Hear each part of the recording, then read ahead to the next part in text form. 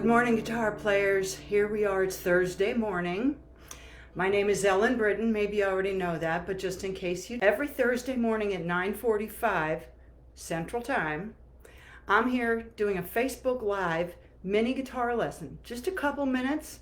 You're going to always learn some new thing, or maybe you already know it, but you forgot about it. So I'm here to remind you of some cool little shortcut in your left hand, a new picking pattern, whatever. I've been doing this for a while, so archived right here on my Facebook page are maybe not a million, but a whole buttload of all of my Thursday morning Facebook Live mini guitar lessons on everything from performing to a tiny little bit of theory. Won't hurt. It'll just make you smarter before you know it. Just any little guitar tidbit that I think is interesting and worth knowing. So anyway, today we're going to take a look at a super duper, amazingly beautiful, incredibly common chord progression, and today we're going to take a look at it in the key of D. Last week we did it in the key of G. But before we do, I want to encourage you to look in the description and you will see some links you'll want to check out. My website, of course, with just more information on there than you could ever really absorb in one place. Whatever. I also my YouTube channel where there's again a buttload of free little videos and mini guitar lessons. Most important, there's the really fast sign up to make sure you get my free monthly newsletter. Every month I send a newsletter out. I like to think it's fun and entertaining and useful, and it's a really good way to stay up to date on, for example, my monthly Zoom class. Oh, when is that, you ask? Next Wednesday, January 20th, we're doing a Zoom class on the songs of John Prine. And if you know anything about John Prine, you know he was a genius. He's just revered by most songwriters I know. So we're going to do Angel from Montgomery. We're going to do Hello in There. I don't know what else. Maybe Illegal Smile. Maybe Ballad of Sam Stone. I'm still figuring that part out. But whatever we do, it's going to be great. All levels welcome. So you're going to want to keep an eye on that. And if you are interested in more information, right here on my Facebook page, you'll find a link to sign up on Eventbrite. Anyway, so back to the key and this beautiful chord progression. I'm going to describe the chord progression in numbers first, because that's the way that really makes your brain smart and opens up a whole world of possibilities. But then I'll talk about it in letters. So in numbers, it's going to be 1, 6 minor, 2 minor. And you're like, whoa, I love that. It's like, yeah, you do. It does too. We've loved this progression for, I literally don't even know how long, possibly centuries. I don't know. I'm just a terrible historian. But I do know that I've heard that progression in about 1 trillion songs, and I'm only slightly exaggerating. So let's take a look at how we do that in the key of D. Lucky for us, there's a way to do that hardly working over here. Okay, so what we're going to take a look at is how we can leave the ring finger right where it is on the second string the whole time.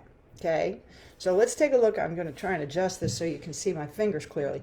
I'm going to start on a D chord, of course, because we're in the key of D. So it's D, B minor, A. And you're like, looks like you're playing these chords differently than I do. It's like, yeah, let me show you. So here's your D, and I'll bet you play a D chord just like this. I want you to look at where your ring finger is and make yourself a promise that you will not move your ring finger no matter what else we do. All right, all the other fingers are going to move and the ring finger is going to stay right where it is. So here's the D. Next chord is 6 minor, or in the key of D, that's B minor, which we often play as a bar chord if we know how. But right now we're going to use a shortcut because it's going to sound fine and be way easier and allow us to leave the ring finger on the second string. So these other 2 fingers, they're going to move this way. Guitar players call that down. I know it went up in space, but the sound goes down, so we call that moving our fingers down.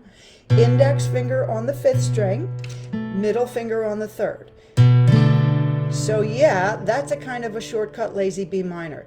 Be sure you play the 5th string as your bass note, because we really, really need that B note there to make it sound like a B minor, because we're taking some other liberties with the chord. Then the next chord is 2 minor or E minor. Pick up your middle finger and move your bass note to the 6th string. There's your E minor. That's almost cheating how easy that is. Wait till you see the next thing. The next chord is 5 or A. All we do is take the index finger and move it from the 5th string, where it is in the E minor, just hop it to the 4th string, and now you have a 5 chord. At least you do if you play that 5th string bass, that A note. So here's what we just have. The best thing ever. 1, 6 minor, 2 minor, to the 5. Oh yeah, love that so much. Yeah.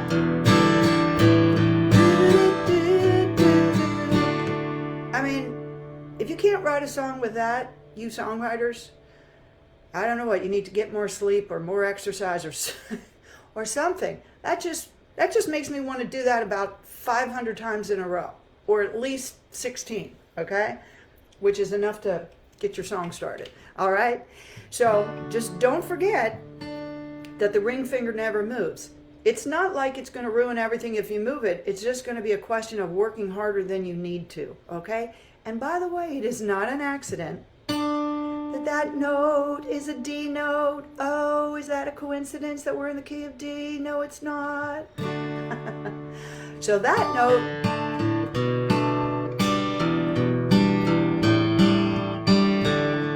sounds good throughout that entire progression. So it sounds good and makes my life easier.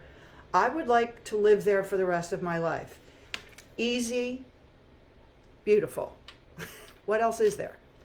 So anyway, all right, that's 1, 6 minor, 2 minor, 5 in the key of D. And if you're curious about how to do that in the key of G, which of course you know you are, look at last week's mini guitar lesson, and you'll see how to do it in G, okay? All right, so check me out. I hope you'll think about joining us next Wednesday for our John Prine class. You will have fun, learn some new stuff, and be reminded of what a genius John Prine was. So anyway, meanwhile, stay in the groove.